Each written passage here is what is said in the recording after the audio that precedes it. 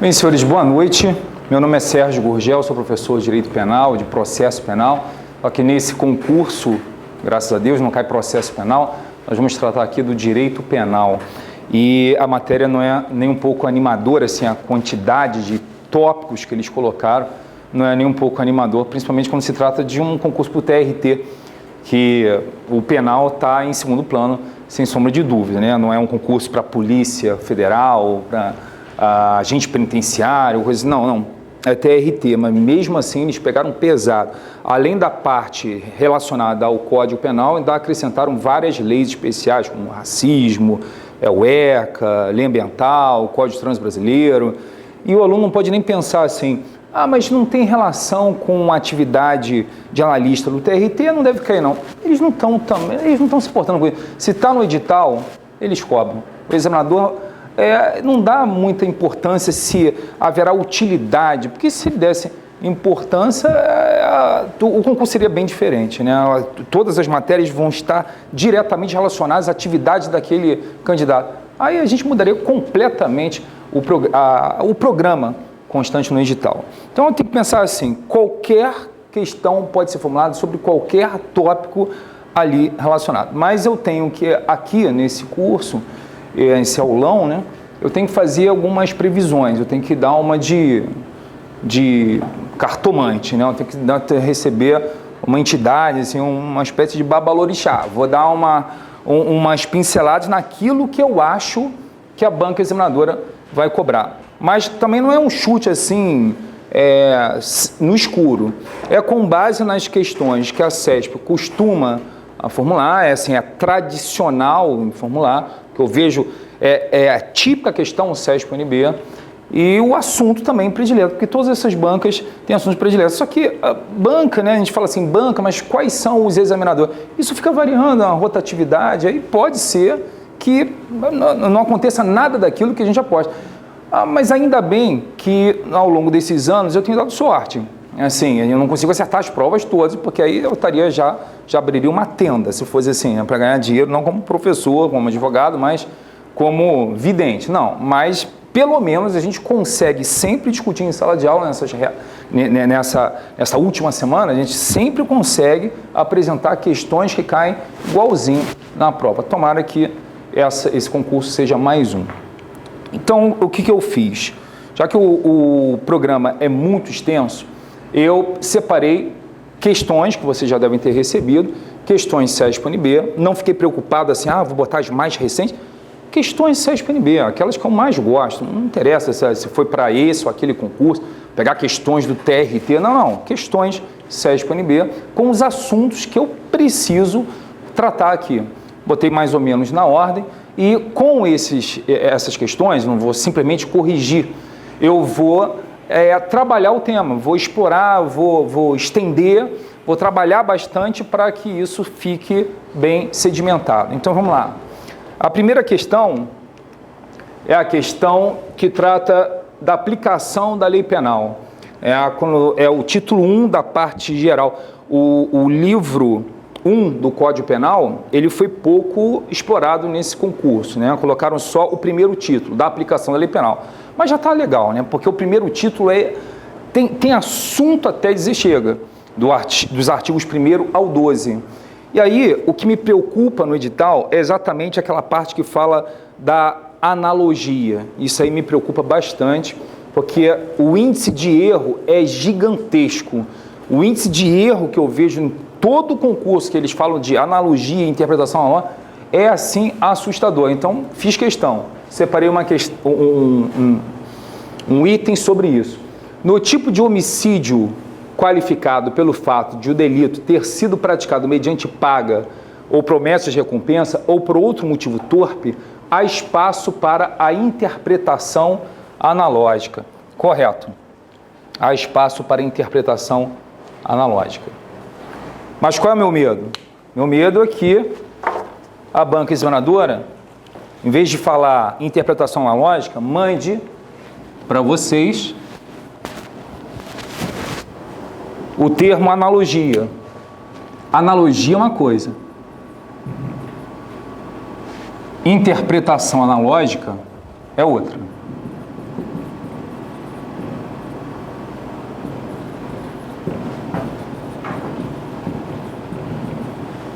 Então, quando eles destacam no edital a analogia, estão fazendo muita questão disso, porque eles poderiam simplesmente botar a aplicação da lei penal. Pronto, título 1 se vira, né? Tem que estudar analogia, interpretação. Mas não, eles colocam os nomes mesmo, vamos cobrar, já estão avisando. E é uma questão muito perigosa. Então, analogia e interpretação analógica são admitidas em matéria penal. O artigo 1º, que repete o que consta no artigo 5º da Constituição Federal, não há crime se a lei anterior defina, não há pena sem prévia cominação, o princípio da reserva legal, essa exigência de lei não impede o uso dessas técnicas, analogia e interpretação analógica. Mas eu tenho que fazer algumas ressalvas. A analogia só pode ser usada no caso de omissão da lei. Omissão legal. Cabe analogia em matéria penal? Cabe sim. Mas em qualquer caso? Não, só nos casos em que a lei for omissa. Então, o legislador, ele não consegue tratar de todos os assuntos que ele até gostaria de tratar. É porque é humanamente impossível você prever todos os incidentes, todos os percalços que podem surgir em matéria jurídica. As possibilidades são infinitas. Então pode acontecer, e acontece muito, e não é por causa do nível baixo do nosso legislador, não é. Isso aconteceria em qualquer região. Acontece demais do legislador esquecer de tratar um determinado tema. E a gente vai perceber a lacuna na lei. Tem uma brecha, tem um buraco, ele não tratou desse assunto. Vou usar da analogia. Sim, vou usar de uma técnica de autointegração da lei. Quer dizer, eu vou procurar na legislação se existe uma situação parecida com aquela que tenha sido disciplinada. Não há previsão da lei para cuidar desse assunto, desse caso. Mas será que há previsão legal sobre um caso semelhante a esse? Se existir, eu vou pegar emprestado. Por isso que muitos autores falam, analogia é caso de situação semelhante, solução semelhante. Caso semelhante, situações, soluções semelhantes. Posso dar aqui um exemplo que é o exemplo do limite de internação. O legislador não estabelece o teto de internação. Tudo bem que já temos jurisprudência, colocando em paralelo com as penas, tudo bem. Mas o legislador, ele não cuida disso. Ele não fala, ninguém poderá ficar internado por mais de não sei quanto tempo. Ele não fala isso. Mas ele fala quanto ao tempo de prisão, que ninguém pode ficar preso a cada unificação de pena por mais de 30 anos. Então, como ele não cuida da internação, a gente pode usar dessa técnica, a autointegração da lei. Poxa, pena é uma coisa, medida de segurança é outra, mas são casos semelhantes, portanto, soluções semelhantes. O sujeito não pode ficar preso por mais de 30, ele também não vai ficar internado por mais de 30, seria uma forma de construção de prisão perpétua, né? O sujeito ficaria confinado até o último suspiro. Analogia em matéria penal, ela é admitida, então, in bonam partem. In bonam partem quer dizer para beneficiar. Tem essa restrição. Eu posso usar de analogia quando a lei for omissa, não encontro uma solução, o legislador esqueceu, aí eu procuro na legislação a solução para um caso semelhante. Tem solução para um caso semelhante? Então pega emprestado. Caso semelhante, soluções semelhantes. Mas isso tem que gerar algo benéfico para o indivíduo. Jamais será admitida analogia in malam partem, para prejudicar. Isso nem pensar. Só para beneficiar. Vou dar um exemplo também, um bom exemplo, apesar de fugir um pouquinho, assim, um tiquinho do nosso programa. Quando se fala em reincidência, o legislador no Código Penal, no artigo 63, ele diz quando o sujeito será considerado um reincidente. A Lei de Contravenções Penais também, por sua vez, no artigo 7º, diz quando o sujeito será considerado um reincidente. E há um buraco, há uma brecha na legislação, porque o legislador no Código Penal esqueceu de falar que o indivíduo seria considerado um reincidente caso praticasse uma contravenção após uma condenação definitiva por crime. Ele colocou que se praticar um crime depois de ter sido definitivamente condenado por outro crime, aí ele é considerado um reincidente. Mas praticar uma contravenção depois de definitivamente condenado por um crime, ele não falou nada. A lei de contravenções, ela é mais rigorosa. Diz que se o sujeito pratica uma contravenção após uma condenação definitiva, seja por outra contravenção, seja por um outro crime, crime ou contravenção, ele vai ser considerado reincidente. Então ficou só uma combinação faltante, assim. Uma combinação não aparece nem no Código Penal, nem na lei de contravenções. O sujeito pratica uma contravenção depois de ter sido definitivamente condenado por um crime. Aí, ao perceber essa lacuna, o aluno pode usar da analogia, então se o sujeito ele pratica uma combinação invertida, ele pode ser considerado um reincidente ainda que não previsto. Poxa, se eu fizer isso, o indivíduo vai ser prejudicado pelo uso da semelhança. O Código Penal, artigo 63, ele fala crime depois de ter sido definitivamente condenado por crime. O artigo 7º da LCP fala contravenção depois de ter sido definitivamente condenado por outra contravenção. E fala também, se praticar uma contravenção depois de ter sido definitivamente condenado por um crime. Então, praticou uma contravenção, depois de condenação por contravenção, um crime, já era, o sujeito é reincidente. O Código Penal só falou crime. Então, essa hipótese aqui, essa daqui, ela ficou esquecida. Praticou um crime depois de ter sido definitivamente condenado por crime. O legislador falou isso só. Essa combinação aqui ficou perdida. Não foi colocada. Aí o aluno pensa assim, poxa, então vamos usar de analogia, porque se ele pratica crime mais contravenção, ele é reincidente, segundo a lei de contravenções, por analogia, contravenção mais crime, só inverter a ordem, ele vai ser considerado reincidente também. Eu não posso fazer isso porque a analogia só cabe in bonam partem, para beneficiar. Isso não vai beneficiar o sujeito.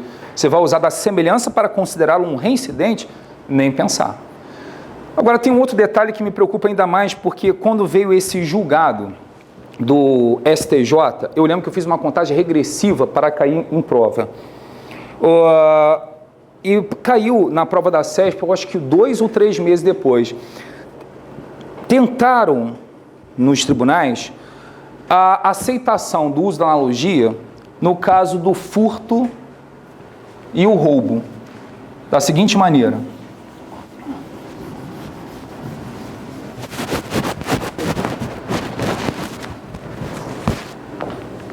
O furto, crime que cai na nossa prova, né? 155 do Código Penal, ele tem pena de 1 a 4 anos. E quando praticado em concurso de pessoas, o parágrafo 4º, ele estabelece a pena de 2 a 8 anos. A pena dobra. Concurso de pessoas, a pena dobra. Furto qualificado. Mas no roubo isso não acontece. O artigo 157. A pena é de 4 a 10 anos. É um crime mais grave, tem violência ou tem grave ameaça, então certamente vai ter uma escala penal mais alta, o princípio da individualização da pena, né? Tem que guardar essa proporcionalidade. Esse crime é pior, porque ele carrega o furto mais a violência e grave ameaça. Ele é pior, então a pena tem que ser mais alta, 4 a 10 anos. E no parágrafo 2º, o legislador diz que aumenta-se a pena de 1/3 à metade se o crime for praticado em concurso de pessoas. Aí buscaram analogia lá no STJ, buscaram. Poxa, se o concurso de pessoas no roubo, que é até um crime mais grave, só pode elevar a pena até a metade, isso aqui é desproporcional, porque no furto a pena dobra em concurso de pessoas, no roubo a pena não dobra, pode no máximo ser majorada até a metade. Então vamos usar de analogia. Se o sujeito praticou o furto em concurso de pessoas, em vez da gente aplicar a escala penal de 2 a 8, a gente vai aplicar isso aqui. Em concurso de pessoas, a gente vai aumentar essa pena de 1 a 4 aqui por semelhança, por analogia. Resposta do STJ: não, a gente não pode usar da analogia nos casos em que o legislador fez a previsão. Tudo bem, o STJ reconhece que é desproporcional, que isso não tem simetria nenhuma. Por que no furto dobra e no roubo aumenta? Por quê? Ainda mais considerando que o roubo é pior, é um crime mais grave. Não tem explicação, realmente é desproporcional. O STJ reconhece, mas não admite o uso da analogia porque é a vontade do legislador. Ainda que injusto tal, mas é a vontade do legislador. Isso daí, quando saiu no STJ, no primeiro julgado, que depois até ficou consolidado na jurisprudência, eu fiz a contagem regressiva e 3 meses depois apareceu em uma prova da CESP. Então se preparem, porque se eles colocaram a analogia, eles podem invocar exatamente a discussão travada por longo tempo no STJ. Não posso, porque eu tenho que respeitar a vontade do legislador. Analogia é só no caso de omissão. Agora, a interpretação analógica... Um apagador.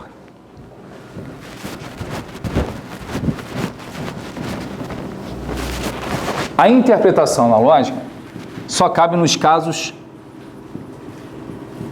expressos em lei. Então, analogia não é o mesmo que interpretação analógica. Interpretação analógica tem que ter expressa previsão legal. O legislador tem que autorizar o juiz, naquele caso concreto, a se valer da semelhança.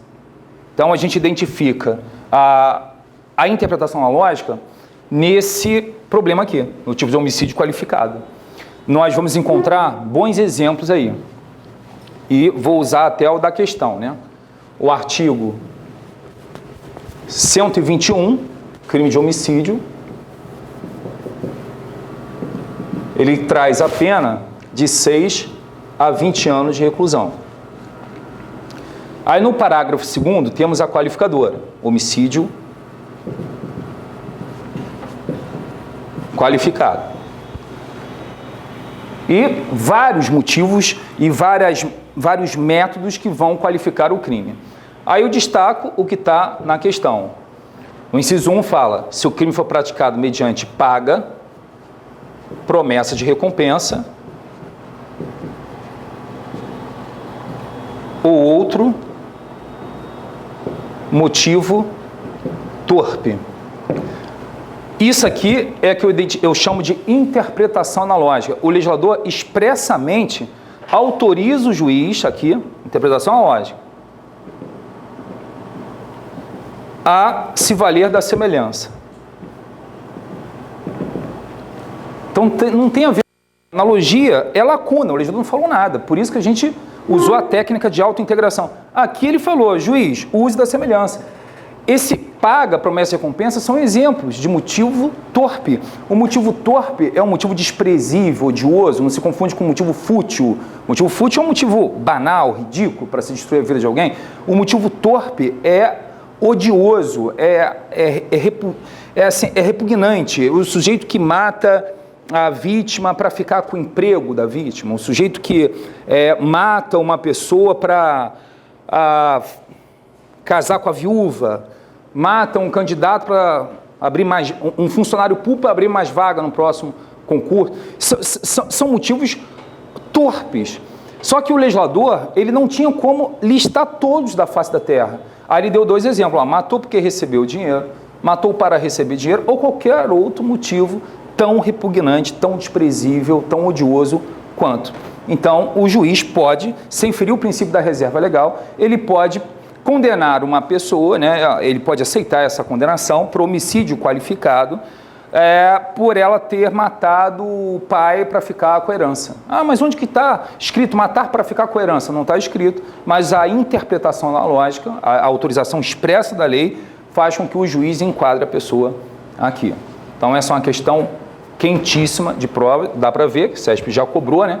Quando fala há espaço para a interpretação analógica. Se tivesse escrito analogia, errado. Questão 2. Considere que Manuel, penalmente imputável, tenha sequestrado uma criança com o intuito de receber certa quantia como resgate.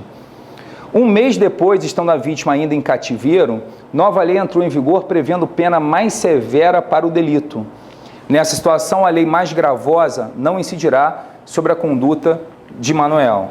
Errado. Aqui, a gente está vendo a súmula 711 do STF. Sinceramente, ninguém aguenta mais a súmula 711, eu também não aguento mais, tenho certeza que vocês não aguentam mais, mas as bancas acham ainda o maior barato, então a gente tem que dar uma lembrada nessa reta final.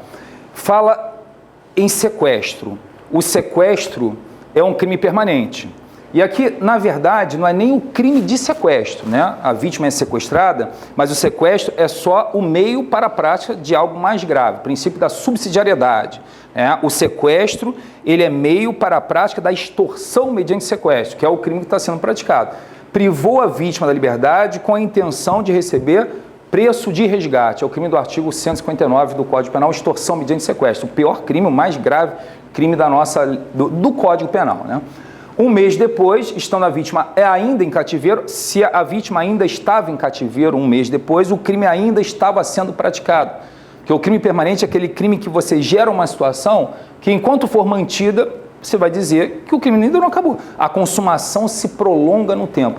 Enquanto o sujeito estiver andando armado, sem autorização para isso, enquanto ele estiver guardando cocaína, enquanto ele estiver conduzindo um carro roubado, enquanto ele estiver, vou citar aqui a lei ambiental, já que ela está no programa, né? Enquanto ele estiver transportando um balão, ele vai estar, do artigo 42 da lei 9.605, ele vai estar cometendo o crime.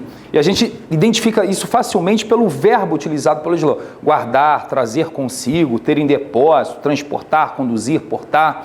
Então, a extorsão mediante sequestro, assim como o sequestro, são crimes permanentes. Enquanto a vítima não tiver restaurada a sua liberdade, vamos dizer que o crime estará sendo praticado. Então, enquanto o crime estava sendo praticado, entrou uma nova lei em vigor. E uma nova lei mais severa. Mais severa, houve uma novatio legis impeius. Ou impégios, como alguns preferem chamar. Houve uma lex gravior, lei mais grave. Nessa situação, a lei mais gravosa não incidirá sobre a conduta de Manuel. Se o aluno não identifica que o crime é permanente, ele cai na armadilha. Ele fala a verdade, a lei penal não retroagirá, salvo para beneficiar. Entrou em vigor depois do crime uma lei mais severa, ela não pode retroagir. Mas peraí, depois do crime? Não foi depois do crime, foi durante a prática do crime. E a súmula 711 firma, consolida esse posicionamento. Então diz que, enquanto não cessar a permanência, havendo alteração da legislação, uma alteração mais severa da legislação, essa lei mais severa, ela que estava em vigor no momento que cessou a permanência, é ela que vai ser aplicada. Cessou a permanência. Então, crime permanente. Durou lá um mês. Durante um mês, o sujeito estava cometendo um crime. No início, tinha uma lei em vigor. Aí, durante a prática do crime, veio uma mais severa. Ela se aplica? Sim. É até mais fácil guardar o seguinte. Olha, havendo alteração da legislação, 10 leis surgiram, porque aquelas coisas que nunca acontecem na prática, acontecem todo dia em prova. Fala que durante esses 6 meses, vamos botar assim, 6 meses, a legislação mudou 10 vezes. Como se o nosso legislador ele trabalhasse dia e noite sem parar, né, para alterar a legislação 10 vezes em 6 meses. Aí você fica assim, e agora, qual a lei que vai ser aplicada? Fácil, é a última. Se eu colocasse assim, 5 leis surgiram nesse período, qual a lei que vai ser aplicada? Aquela em vigor no momento em que tinha cessado a permanência. Acabou o crime, cessou a permanência. Qual a lei que está em vigor? Ela que se aplica. Se for mais benéfica, obviamente se aplica, né? Por isso que o Supremo nem discute isso, da lei mais benéfica. Se discute se a lei é a última, né, ela for a mais severa, se aplica ao Supremo? Sim, se aplica, claro. Porque o sujeito, ele quis cometer o crime na vigência uma pior. Vai entrar em vigor uma pior. Tá nem aí, o cara mantém o seu comportamento. Então, bem-vindo à lei mais severa, tá? Errado. E eles vão contar isso de trás para frente, como sempre fazem.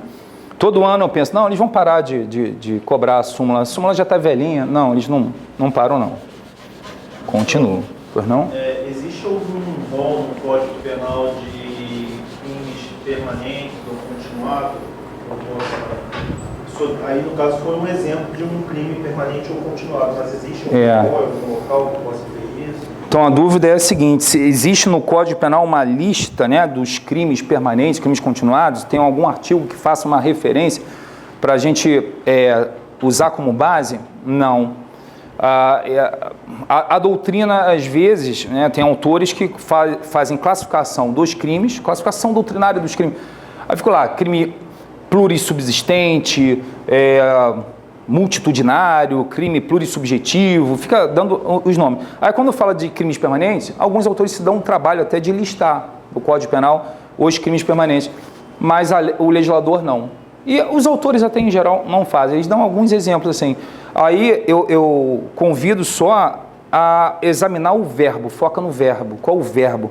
O guardar, transportar, conduzir, ter em depósitos, são os mais frequentes, que indicam o caráter permanente do crime. O mesmo vale para os crimes continuados, né? Embora o crime continuado tenha um artigo específico sobre ele, que é o artigo 71, explica, dá o conceito do que seria o crime continuado. Não é muito bom não, a gente precisa sempre dar uma olhada na doutrina, porque não fica claro só pela leitura, mas pelo menos tem um artigo. Agora, não existe um artigo do Código nem que explique o crime permanente, muito menos que liste da ideia esse rol de crimes permanentes para o nosso azar. Então tem que ficar sempre atento. E normalmente a CESP usa o sequestro, a extorsão mediante sequestro. Geralmente, é figurinha fácil.